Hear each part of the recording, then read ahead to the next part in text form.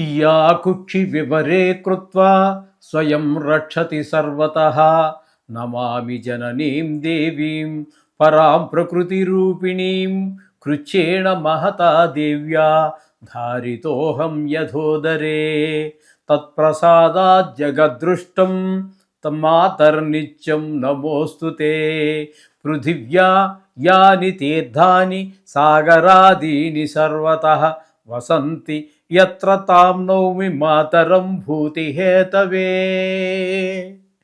మాతృదేవో భవ పితృదేవో భవ.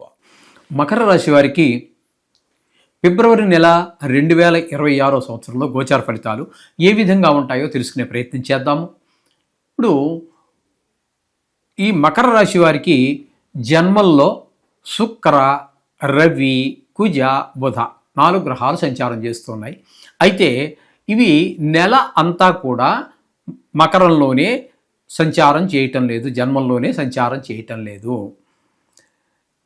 కొద్ది రోజుల తర్వాత ఈ 4 గ్రహాలు కూడా సంక్రమణం చెంది ద్వితీయ స్థానంలో ప్రవేశిస్తూ ఉన్నాయి. ద్వితీయ స్థానం అయినటువంటి కుంభరాశిలో ప్రవేశిస్తూ ఉన్నాయి.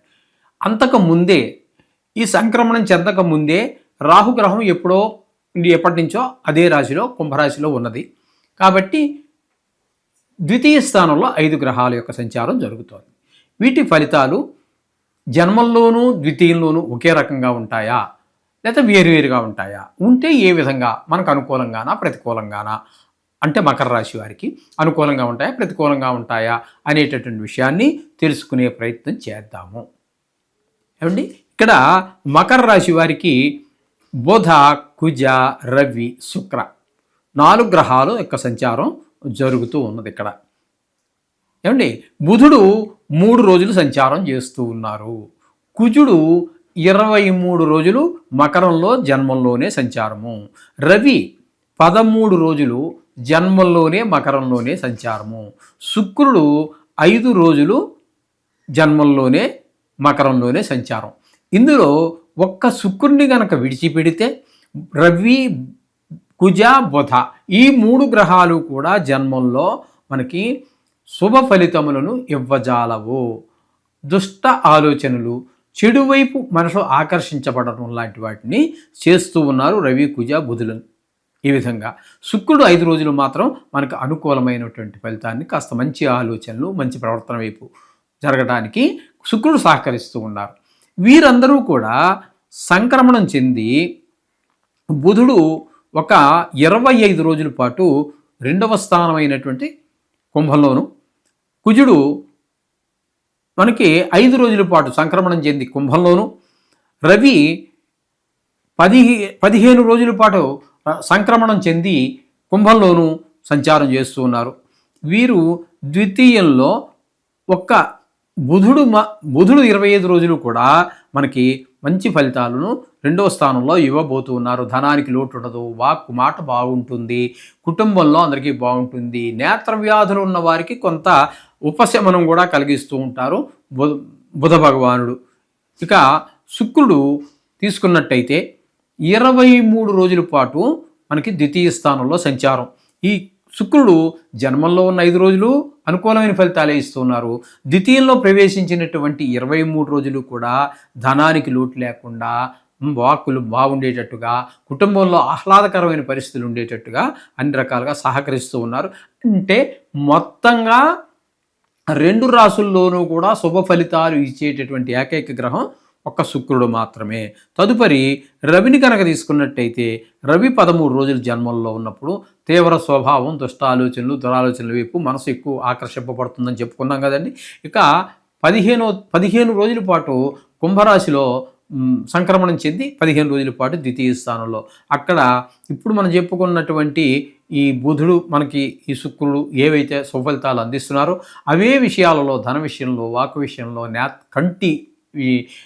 కంటికి సంబంధించిన వ్యాధుల విషయంలో ఈ కొంచెం కష్టతరమైనటువంటి పరిస్థితులన్నీ కల్పిస్తూ ఉన్నారు రవి భగవానుడు. అంటే మొత్తంగా రవి పూర్తి ప్రతికూలుడే జన్మంలో కానీ ద్వితీయంలో కానీ. ఇకపోతే కుజుని యొక్క సంచారం తీసుకున్నట్టయితే 23 రోజులు జన్మంలోను, తదుపరి అంతా కూడా 5 రోజుల పాటు ద్వితీయంలోను ఆయన కూడా పూర్తి ప్రతికూలమైనటువంటి ఫలితాలే ఇస్తూ ఉన్నారు.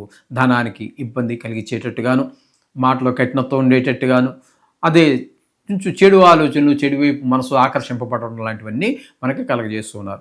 ఇక్కడ వీళ్ళతో పాటుగా సంక్రమణం చెందకుండా ముందు నుంచి ఉన్నటువంటి రాహుగ్రహాన్ని తీసుకున్నట్టయితే ఆయన కూడా ద్వితీయ స్థానంలో ఉండి ధనానికి లోటు వచ్చేటట్టుగాను, ఇబ్బంది పడేటట్టుగాను, మాటలో కఠినత్వం ఉండటం వల్ల ఏమవుతుందంటే మిత్రులు కూడా శత్రువులుగా మారుతుంటూ ఉంటారు, బంధువులు కూడా శత్రువులుగా మారిపోతూ ఉంటారు. మనతో ఎంతమంది అయితే ఫేవర్గా ఉన్నారో మాట అనేటటువంటిది రెండు వైపులా పదును కలిగినటువంటి కత్తి లాంటిది. అందుచేత దానితోటి మిగతా వాటన్నిటికంటే కూడా జాగ్రత్తగా చూసుకోవాల్సినటువంటిది వాక్కు. ఆ విధమైన ఫలితాలన్నీ కూడా ఆయన వల్ల వస్తుంటాయి. కుటుంబంలో కూడా ఆహ్లాదకరమైనటువంటి పరిస్థితి ఉండదు రాహు వలన. ఇకపోతే ఇదే మకర రాశి వారికి తీసుకున్నట్టయితే తృతీయ స్థానంలో శని భగవాన్ యొక్క సంచారం చాలా మంచి ఫలితాలు ఇస్తారండి. ఈయన తృతీయ స్థానంలో శని భగవాన్ యొక్క ఫలితాలు ఇంట్లో అన్నదమ్ములు, కుటుంబ సభ్యులు, ఆఫీసుల్లో మన పై స్థాయి వారు, మన స్థాయి వారు, మన కింద స్థాయి వారు, అలాగే సొంత వ్యాపారం అయినా సరే చుట్టుపక్కల వాళ్ళు, ఇంటి పక్కల వాళ్ళు, అలా అందరూ కొంతమంది తెలియని వ్యక్తులు, అసలు వారి ముక్కు మొహం మనకు తెలియదు, మన ముక్కు మొహం వాళ్ళకి తెలియదు. మన మొహం చూడగానే కొంచెం అంటూ ఉంటారు కదా, ఒక మొహం చూస్తే పెట్టబుద్ధి, ఓ మొహం చూస్తే కొట్టబుద్ధి అంటూ ఉంటారు. అదేవిధంగా మనకి వాళ్ళు ఎవరో తెలియకపోయినా కూడా కొన్ని సందర్భాల్లో వాళ్ళు మనకు ఉపయోగపడుతూ ఉంటారు. ఈ విధమైన ఫలితాలన్నీ కూడా తృతీయ స్థానంలో శని భగవాన్ యొక్క సంచారం వల్ల మనకు లభిస్తూ ఉంటాయి. తద్వారా మనం ధైర్యంగా ముందుకు వెళ్ళడానికి మంచి అవకాశం కనబడుతుంది. ఇకపోతే 6వ స్థానంలో గురు సంచారం, గురుబలం పూర్తిగా లేనట్టే. తద్వారా మనకి ఇచ్చేటటువంటి ఫలితం ఏ విధంగా ఉంటుందంటే కొంచెం అనారోగ్యాలు ఉంటూ ఉంటాయి. అప్పులు ఎవరికైనా ఇవ్వాల్సి ఉంటే మనం ఆ అప్పును సమయానికి సరైన సమయంలో ఇవ్వలేకపోవటం, దాని ద్వారా వారి చేత ఒక మాటలు పడటం, ఈ విధమైనవంతా ఉంటాయి. అలాగే మనం అప్పు కోసం ప్రయత్నం చేశాం, అడిగి లేదనిపించుకోవటమే కానీ అప్పు అయితే పుట్టదండి. అంచేత ఆర్థికంగా కొంచెం ఇబ్బందులు ఖచ్చితంగా ఎదుర్కోవలసే వస్తుంది గురువు 6వ స్థానంలో ఉండటం వల్ల. ఇకపోతే 8వ స్థానంలో కేతుగ్రహ సంచారం జరుగుతోంది. ఇది కూడా మనకి అనుకూలమైన పరిస్థితి కాదు. 8వ స్థానం అనేటటువంటిది ఆయుస్థానం.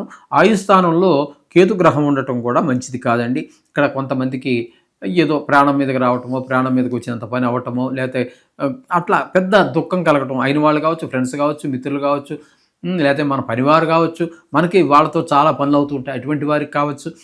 అట్లాంటి వారికి ఏదో పెద్ద ఆపద రావటం, అలాగే ధన నష్టం జరగటం, అలాగే కొన్ని చోట్ల అవమానాలు, కొన్ని చోట్ల పరాభవాలు, ఇవన్నీ కూడా ఏర్పడేటువంటి అవకాశం 8వ స్థానంలో కేతుగ్రహ సంచారం వల్ల జరుగుతోందండి.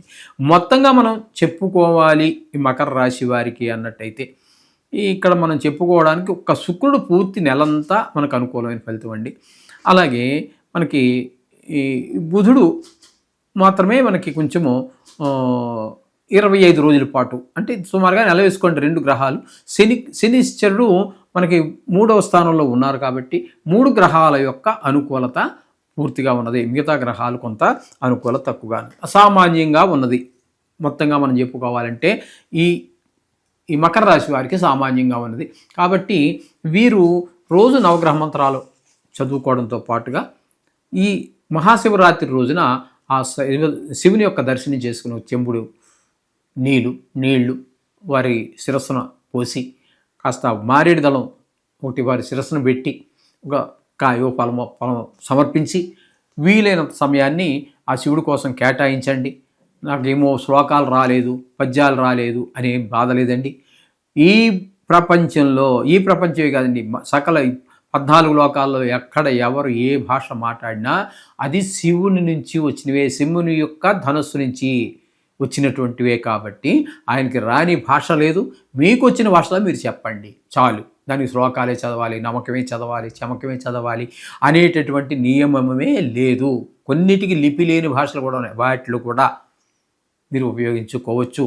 పరిపూర్ణమైన ఫలితాన్ని మీకు ఆ పరమశివుడు మీకు ప్రసాదిస్తాడు. శుభం భూయాత్.